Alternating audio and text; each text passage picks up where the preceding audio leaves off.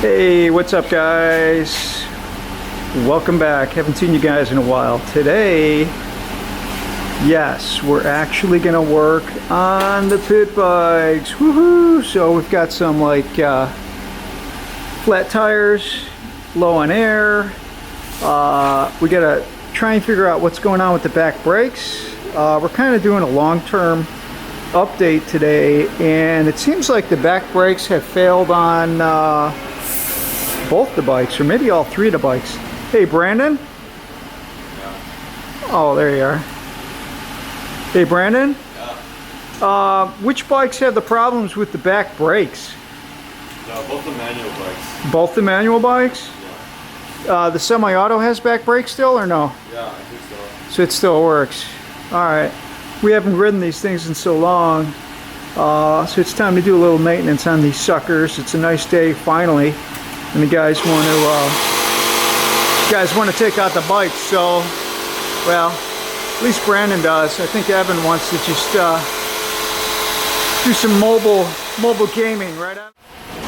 So these tires on the pit bikes, I think the stock tires, which are still on these, on Brandon's anyway, the manual bike, I think they take about 32 psi max. Brandon's putting in about 31 psi now.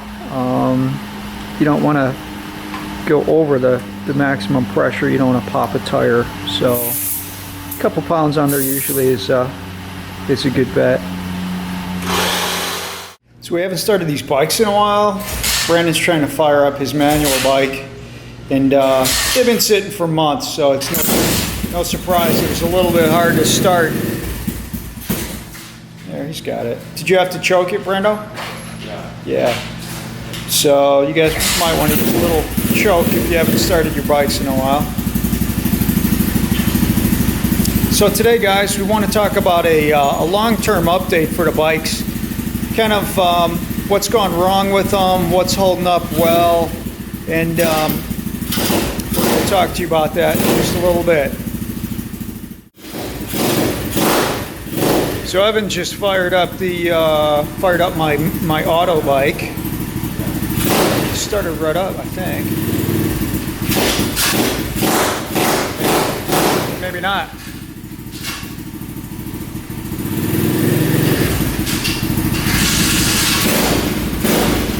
All right. So now we got the semi-auto running too. Sweet. Hey guys, what's up? We're back. So what we're doing is a little bit of a long-term update for the SSR 125 pit bikes. We got two of them out here now. We got Evan in the middle there on the semi-auto. Brandon's over on the right on his manual bike, and both of them started up pretty well. We actually haven't started these in a couple months, so it was a pleasant surprise that they started up easily. One of the things we're having an issue with is what, guys? What's going on? Back brakes broke by themselves. We didn't even ride them. It's like magic. They just broke. Yeah, magically the back brakes decided to fail on all the bikes or just two? Evan, does yours work? On both the manuals. Yeah, both the manuals, but the semi's still fine. Oh, okay. So the semi-auto, the back brake still works, but both the manual bikes, the back brakes failed. So not really happy about that. I'm thinking about calling SSR and see if they're going to do something for us. Hopefully they will, because we've been a good promotion for their product throughout the last several years. So we'll give them a call and see what they say. Anyway, we looked at the back brakes and we tried to add fluid. We took the back brake apart. Everything looks normal from a visual inspection, but it just won't apply any clamping power. So obviously there's a seal or something that's bad in there. We're going to see what we can do about that. Guys, so other than the brakes on the manual bikes, how do you guys think the bikes are holding up as far as suspension?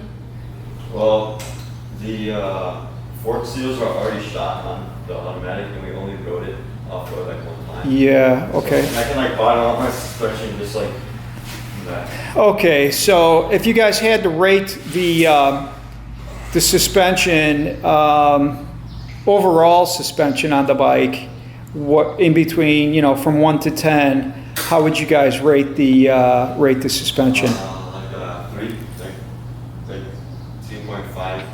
2.5. Wow. 2.5 overall. What about the rear, the monoshock? The rear is a little bit better, but it's still adjustable, so. And it creeps, but that's what we do really good. Okay. Like, the rear is probably like 4. So you give the back suspension a 4 out of 10? Yeah. Oh man, I thought it would be a little higher than that. And the front, you're going at 2.5, or overall 2.5? Just front. So Just fronts, 2.5 on the fronts. Okay, well, that's not too good, I guess. What was the other thing that what about the overall build quality of the bike from 1 to 10? What would you rate the bike? Overall build quality, I'm talking about like loose nuts and bolts, parts rusting. Probably give it like a 6. A 6? How about you, Evan? Maybe like a 5.5. 5.5? All right, well, that's pretty close. So as far as overall durability, you would say that it's either average or slightly above average, Yeah. right? Yeah. Well, if you give it a 6, okay. What about rust? Have you guys noticed any rust on the bikes? Well, it shouldn't really be rusty because it's been sitting in the garage. But Right. Like a little bit of rust, like on the spokes, A little rust on the spokes. and like on the motor and on the on like the wheel bearing and stuff. Okay, so a slight bit of rust. I think that's normal for a 2 or 3 year old bike. They've been through the mud, they've been through water. At your Farrago since 2001, it's not rusty. Well, I don't take it through mud and water, so that's why the Farrago isn't all rusted. And I think the pit bikes, just to be fair, they're holding up to rust pretty well. They seem to be pretty rust resistant. I do see what Brandon's saying about about some slight rust on the spokes and a tiny bit on the part of the engine. But you know what? I think that's normal.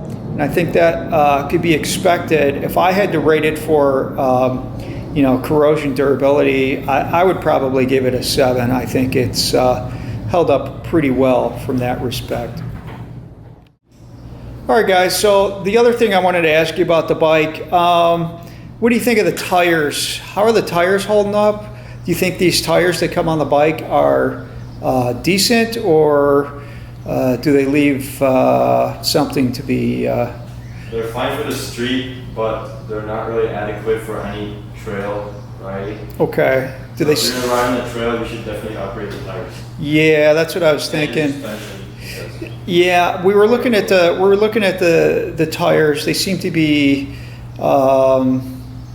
wearing very quickly. We don't have a lot of miles on these, and for the number of miles that we've put on the bike, they've worn down very quickly. Particularly the back tire, they literally shredded like paper. The bike that Evan's on now, the semi-auto, we did put a Dunlop MX51 on the back, which is a awesome tire for this bike. Highly recommend that you use that Dunlop MX51 if you have one of these pit bikes, or even if you have a full-size dirt bike. Just a great tire, a super replacement for these factory tires on the SSRs. I wanted to ask you guys about the engine.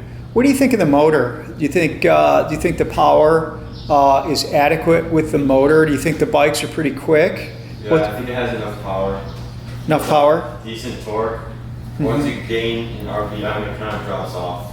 So the power kind of drops off in the upper But it has decent torque. upper RPMs. Yeah, I thought that it had decent torque as well. Even the semi that I normally ride is pretty quick for a little 125. And how's the durability of the engine been? Has it been good? It's been pretty good. Major problems, except for the carburetor, where like you need some tuning on the carburetor. The first one we got didn't even start, so we had to send it back. Yeah, what was it? It was a CDI. It was a CDI, yeah. We did have to replace the CDI on the semi bike right out of the box. It was nice of High Style Motoring to send us another CDI. They were very nice. We bought 3 of these pit bikes from High Style Motoring in Whittier, California, and we told them that the CDI was most likely the culprit, and he sent one out no charge. So that was a nice thing for them to do. So I do give them props for that. So overall, the reliability of the motor, the power of the motor, how would you guys rate the motor from 1 through 10 if you had to give it a rating? 10, probably like 7. Yeah, 7. That's what I was gonna say too. You guys give it both a 7? Yeah. Okay, so you would, in your mind, that would be average or a little bit above average for the motor? Yeah. Pretty much above average because like it's a Chinese bike, so not really expecting that much from the motor. Right. They're actually pretty powerful for 125, and they've been pretty reliable too. Good. Yeah, I thought so as well. So that's cool. So we give it a thumbs up for the motor. All right, moving on. So guys, I wanted to ask you, what's your overall thoughts about buying an SSR 125 as your very first starter bike compared to buying a new Japanese bike? Do you think these bikes are good for kids to start out on? I don't really think you can compare this to a new Japanese bike, but like if you're talking about used. Well, how about value? Do you think there's value in these bikes? You know, if you just want to like mess around in your backyard, that's fine. But if you're actually like starting your riding like career or whatever, right? You should probably spend a little bit more on like a used Japanese bike. Right, go right to a Japanese bike. Yeah, like a CRF 150 or something. Okay. So overall, as an entry-level bike, I guess the SSR is definitely more affordable than a new Japanese bike, which could cost 4 or 5 times as much as a new SSR. However, if you're looking to get into riding and enter any type of competitive environment on a dirt bike or a pit bike, you're probably going to want to go with a used Japanese bike, which would be only slightly more expensive than a new SSR. Would you guys agree with that statement? Yeah. Okay. All right, cool.